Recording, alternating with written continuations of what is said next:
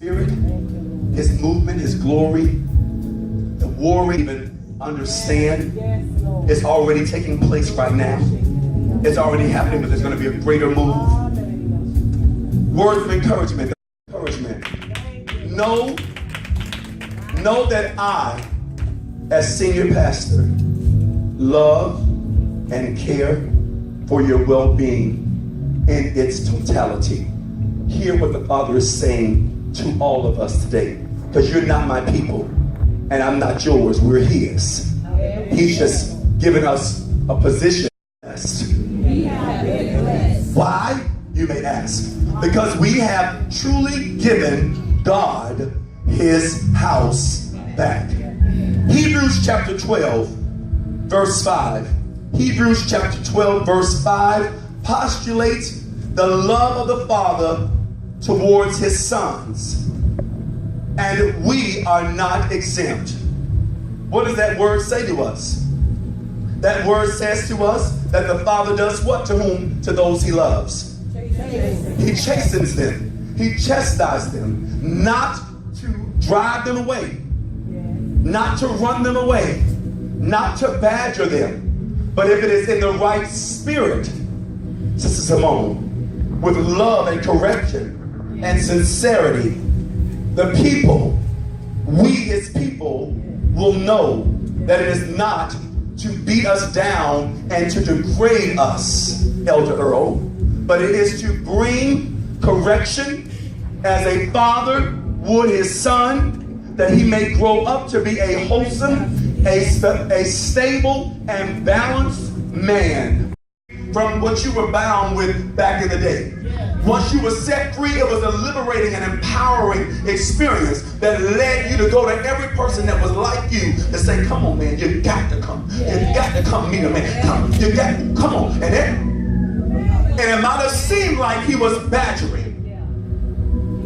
It was only because he was zealous for his father and wanting them to understand. He wanted them to understand that he truly loved them and that he wanted them to experience the same freedom and liberation, because when you're totally free and there's no skeletons in your closet, when you don't have ill attachments or ill business transactions with anybody, you can walk in the power and the liberty of our Father like nobody's other. No chains. We fall in judgment, like Mother Howell told us last Sunday morning. She said, if we're not careful, judgment is coming. If we don't stop our secret sins, talking too much, not saying the right thing. She said it the Holy Spirit spoke through her last Sunday. And yes, Sunday morning during prayer time, and said the judgment is coming to his house. There's going to be a shaking in this house. Because while you say, Brother Derek don't see me and can't hear me, Mother said, the Father said, I'm right there. I already know what you're saying and what you're doing. Take heed. Can be guilty of bitter and sweet water coming out of our mouths. We cannot be guilty to ignite or incite violence in the house, whether physically or verbally, because the Father's holding us to a higher requirement. And we, if we're not careful, will be judged on the same accord. Discipline not only carries the nuances of rebuke or correction, which sometimes come off very harsh and strong when those words are used, but also the positive issues of training and guiding, instruction by a loving parent to bring a son or daughter to mature adulthood. And of course, here we're talking about our spiritual lives. And then of course, for some of our young people, it is going to impact you as you grow and become an adult. A good father, a loving parent, a loving pastor warns about two possible, though opposite, adverse circumstances. I want us to be careful today that we not respond insensitively by despising the truth. But a wise man, a wise man does what? What does he do? Seek the what? He seeks the counsel of who? Say it again. The wise and the God. To see all of us blossom and grow and expand to fulfill our potential in ministry and our destinies in kingdom. Lest our living has been in vain. So that's our goal. So not to be resentful. And the second one is that we not respond over sensitively where we faint when we are being corrected or rebuked. You know, sometimes some people, they've done so well that when a correction or corrective action is being given to them, they just flip out. And no matter how you said it, they're overly sensitive and just flip plumb out. And it wasn't what you didn't mean it that way at all. That's what the word says. The word says we either, in Hebrews chapter 12, verse 5, that we either can be resentful, and then when you become resentful to a man or a woman of God who is only trying to give you the truth, that's a dangerous place to be because you start talking sideways.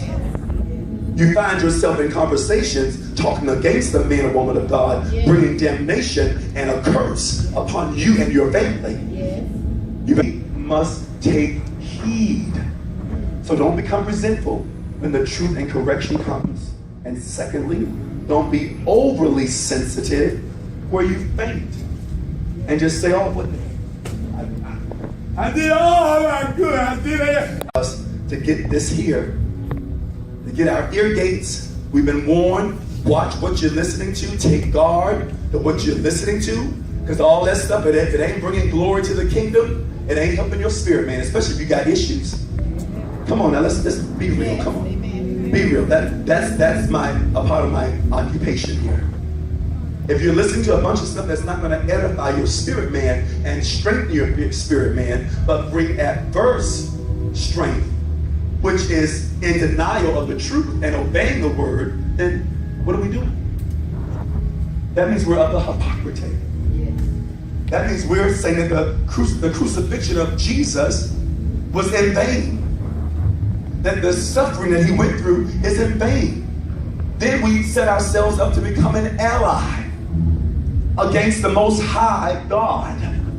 Because then you begin to say, I don't believe what you're saying. You ain't got to do that. I can stay at home and do church. That's a lie. That's a trick. That is the spirit of the Antichrist, and it is shaking the nations. Hallelujah. But the Father has raised up a remnant in this house to cry loud and to spare not. Oh, yes. At the same time, walking in love and in understanding.